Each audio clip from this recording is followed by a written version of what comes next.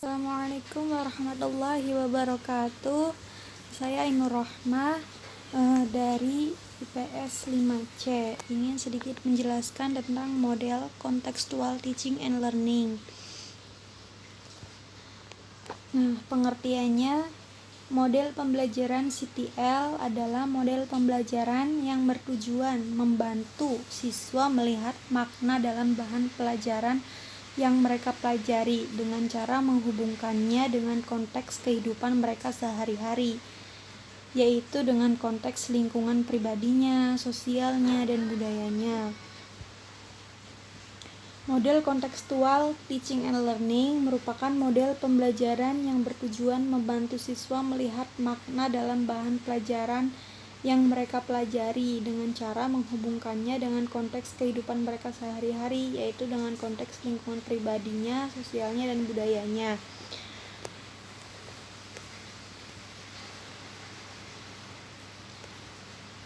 Dalam SAUD 2008, tahapan model CTL ada 4 tahapan. Yang pertama ada tahap invitasi. Nah, siswa itu didorong agar menemukan pengetahuan awalnya tentang konsep yang dibahas. Bila perlu, guru memancing dengan memberikan pertanyaan tentang fenomena kehidupan sehari-hari melalui kaitan konsep yang sedang dibahas dengan pendapat yang mereka miliki. Jadi siswa diberi kesempatan untuk mengkomunikasikan, mengikut sertakan pemahamannya tentang konsep tersebut. Nah, yang kedua ada tahap eksplorasi.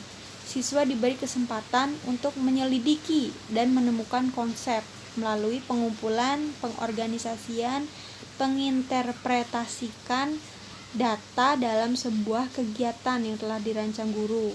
Secara berkelompok, siswa melakukan kegiatan dan berdiskusi tentang masalah yang ia bahas. Secara keseluruhan, tahapan ini akan memenuhi rasa keingintahuan siswa, rasa penasaran siswa tentang fenomena kehidupan lingkungan sekelilingnya. Yang ketiga itu ada tahap penjelasan dan solusi.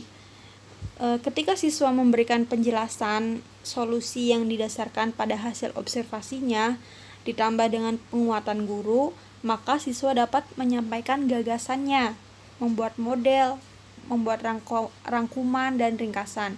Yang keempat itu ada tahapan pengambilan tindakan. Siswa dapat membuat keputusan menggunakan pengetahuan dan keterampilan, berbagai informasi dan gagasan, mengajukan pertanyaan lanjutan, mengajukan saran baik secara individu maupun kelompok yang berhubungan dengan pemecahan masalah. Nah, di sini ada contoh pola pembelajaran CTL dalam rumpun IPS. Yang pertama itu ada topiknya itu tentang fungsi pasar. Yang kedua, kompetensi dasarnya itu siswa memahami fungsi dan jenis pasar. Jadi kompetensinya itu siswa harus memahami fungsi dan jenis pasarnya itu seperti apa. Yang ketiga ada indikator hasil belajar. Indikatornya itu siswa dapat menjelaskan pengertian pasar itu seperti apa, pasar itu apa gitu. Yang kedua itu siswa dapat menjelaskan jenis-jenis pasar. Jenis-jenis pasar itu apa aja sih, gimana. Terus yang ketiga, siswa dapat menjelaskan perbedaan karakteristik pasar tradisional dan pasar modern. Nah, di sini dari observasi ini siswa bisa membedakan antara pasar tradisional dan modern. Yang keempat itu ada siswa dapat menyimpulkan fungsi pasar. Yang kelima ada siswa dapat membuat karangan terkait tenaga pasar. Nah, dalam proses pembelajarannya itu pertama ada pendahuluan. Guru menjelaskan kompetensi yang harus dicapai siswa dan pentingnya materi ajar dalam kehidupan ekonomi sosial. Yang kedua, guru menjelaskan prosedur pembelajaran CTL. Siswa dibagi ke dalam beberapa kelompok sesuai dengan jumlah. Kemudian tiap kelompok ditugaskan untuk melakukan observasi ke pasar tradisional dan pasar modern. Jadi dibagi setiap kelompok itu dibagi, ada yang ke pasar tradisional, ada yang ke pasar modern. Kemudian melalui instrumen observasi atau angket, siswa diminta mencatat mengenai berbagai hal yang ditemukan di pasar. Nah, selama observasi itu siswa diminta untuk mencatat. Yang ketiga, guru melakukan tanya jawab sekitar tugas yang harus dikerjakan oleh siswa. Selanjutnya, ada kegiatan inti di lapangan. Yang pertama, ada siswa melakukan observasi ke pasar sesuai dengan pembagian tugas kelompok. Nah, yang kedua itu siswa mencatat hal-hal yang mereka temukan di pasar sesuai alat observasi, angket yang telah mereka susun sebelumnya. Di dalam kelasnya, siswa mendiskusikan hasil temuan mereka sesuai dengan kelompoknya masing-masing. Siswa melaporkan hasil diskusi, setiap kelompok saling menjawab terhadap pertanyaan yang diajukan oleh kelompok lainnya. Nah, ini contoh pasar tradisional. Kemudian penutupnya itu dipimpin oleh guru. Siswa menyimpulkan hasil observasi dan diskusi tentang fungsi dan jenis pasar sesuai dengan indikator belajar yang dicapai. Kemudian guru menugaskan siswa untuk membuat karangan tentang pengalaman belajar mereka dengan tim pasar.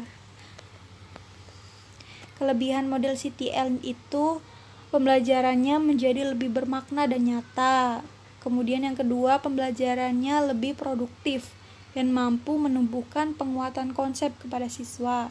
Kontekstual adalah pembelajaran yang menekankan pada aktivitas siswa secara penuh, baik fisik maupun mental.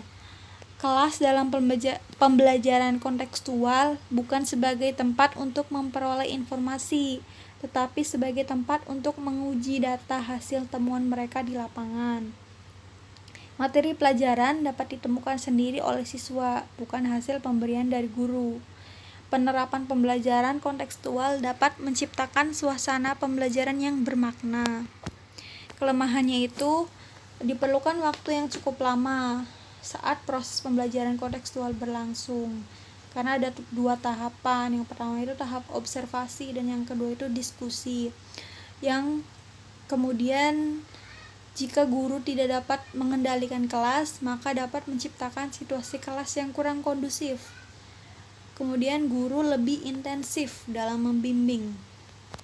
Kesimpulannya, contextual teaching and learning atau CTL merupakan konsep belajar yang mengaitkan materi yang diajarkan dengan realitas dunia siswa, sehingga siswa dapat membuat hubungan antara pengetahuan yang dimiliki dengan penerapannya.